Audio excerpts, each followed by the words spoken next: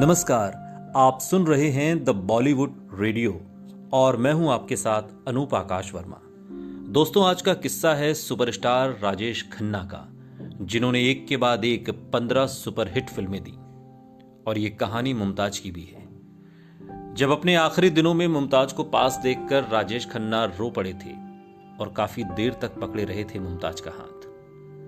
राजेश खन्ना ने यूं तो डिंपल कपाड़िया से शादी रचाई थी।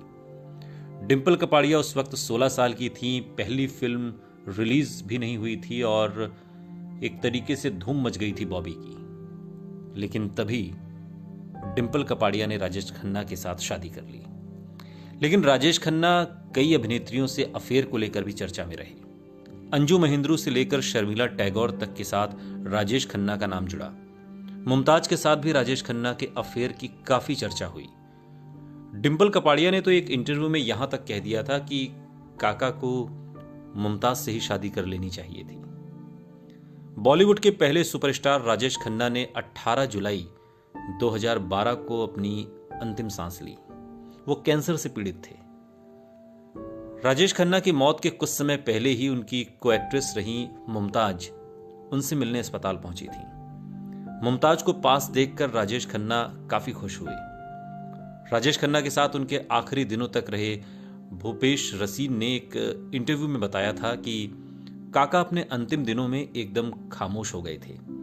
वो किसी से बात नहीं करते थे, लेकिन जैसे ही मुमताज को उन्होंने अपने पास देखा, बातें करने लगे।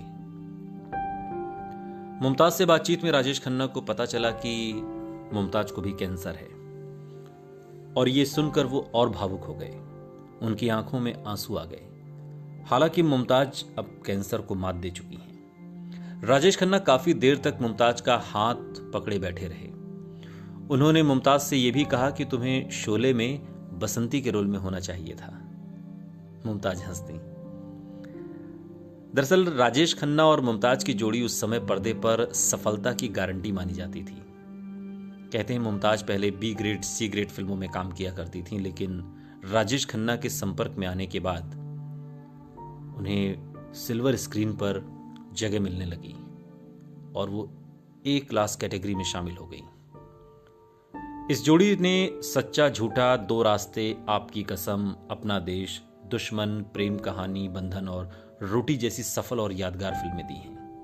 ये जोड़ी आज भी जब टीवी पर नजर आती है तो लोग बिना पलके झपकाए पूरी फिल्म देख लेते हैं। सुनते रहिए द बॉलीवुड रेडियो, सुनता है सारा इंडिया।